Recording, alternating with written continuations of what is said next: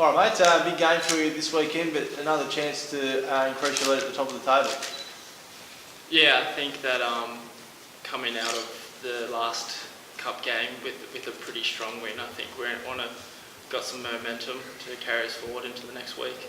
Saying to Ken the other day, how do you sort of put the excitement of the FFA Cup behind you now and refocus on the league? I think we've all had a chat. We've sort of reassessed where we're at this time and refocus and readjust into our short-term goals as opposed to our long-term goals with the FFA Cup.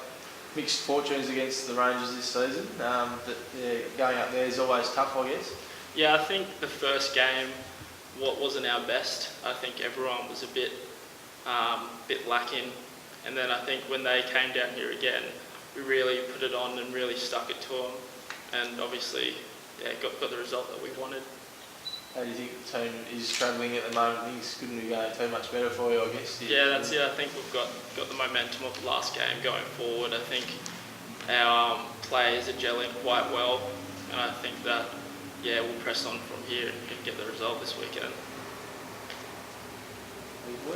Kane, who do you rate as the best goalkeeper in the league? For me, it would have to be close between Fergie and Pitchford, which I think they're both pretty outstanding goalkeepers. And then you have Pooley for Northern Rangers, who against us was pretty good. And then the young Knights keeper's been quite solid. The young Kingborough keeper's been quite solid. It's been a pretty good year for goalkeeping. So you think the general goalkeeping standard in the league is pretty good? Yeah, definitely, because you look at the save of the week and not one goalkeeper's got it twice. So that's pretty testament to the level of goalkeeping that you've seen this year. What would you rate as your best save this season? Well, I'm guessing it would have to be the one last week against Zebras. It was pretty. The free kick. Yeah, at a pretty crucial time. I think that that was probably one of my better ones. All right, Ken, you're looking forward to heading up north on Sunday? Yeah, ready for it now. We did travel well last week. We prepared well. We're physically in good condition, so it's a good time for us to go north. And they've been on a little bit of a break after hitting a good patch of form, so it's probably a good time for us to travel north and pit ourselves against their best. As I was saying, Kane, mixed fortunes this year. They had a good win against you, but then a good win for you guys last time. So it's a bit hard to say how the game might play out, is it? Yeah, we would be confident, but certainly very much aware of the potential of Rangers. They've got some quality players. They're strong at the back. Marshall Pooley in goals. An experienced, reliable keeper. Not much better in midfield than Toddy Ingston, and young Rigby does a good job in there. And they score goals, so they've got a good side and they play good football, and we'll certainly have great respect for them. And you spoke about putting the FFA Cup behind you for a while. Yeah, that goes. We talked on Tuesday night at training about what it's all about, and it's a great honour to be there. But now we have to focus on the league, and next game's Northern Rangers, and we've got to win that game. 3 points will take us 5 points clear of them, which at any stage of the season, that's a healthy position.